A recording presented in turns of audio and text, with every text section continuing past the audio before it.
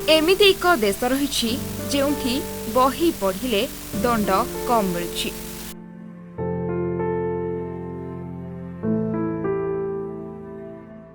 पूरा दुनिया रे एबे बोलिविया जेल विषय रे चर्चा हेउछि।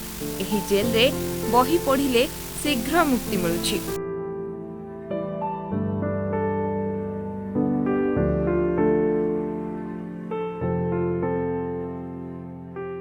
बोलिवियार अत्यधिक जनगहलीपूर्ण कारागार रे बंदी मानक संख्या को नियंत्रित करने को एक नूतन कौशल आपणा जायछि।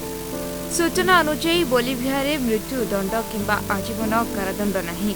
एभली परिस्थिति रे बंदी माने ही पद्धति को बहुत पसंद करुछंती।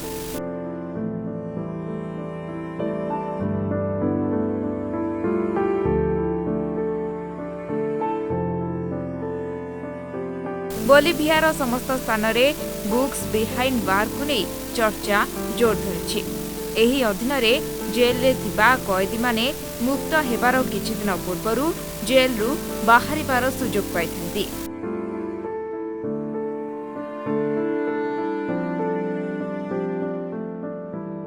देश रे 47 जेल रे एककालीन ही कार्यक्रम आरंभ होइछि। सूचना अनुसार बोलिविया रे आजीवन कारादंडर कौनसी व्यवस्था नहीं। देश रे न्याय व्यवस्था मंथर थिबारु जेल गुड़िकरे कैदीमानक संख्या क्षमता ठारू अधिक हो जाए। एभली परिस्थिति रे बंदी मानक संख्या को नियंत्रण करबा लक्ष्य रे एही कार्यक्रम आरंभ होइछि।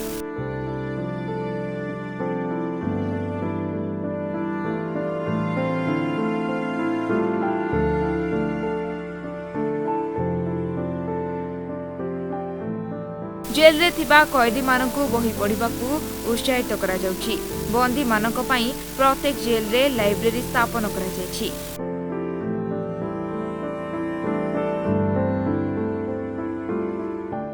जेउठारे सेमाने जे कोनोसी विषय रे बही पढ़ि परिबे। प्रत्येक पुस्तक पढ़िबा परे बंदी मानक परीक्षा निया जाय। एथिरे संख्या आधार रे दंड ह्रास करबाकू निष्पत्ति निया जाय।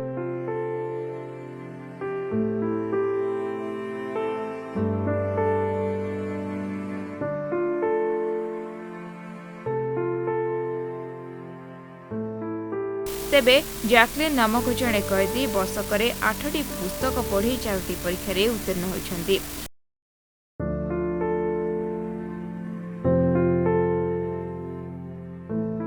तेबे बोलिवियार मानव अधिकार संगठन अनुसार कारागार अवस्था अत्यंत खराब। अनेक कैदी एही स्कीम रो लाभ उठाई जेल रु मुकुलिबाकू लागिछन्ति।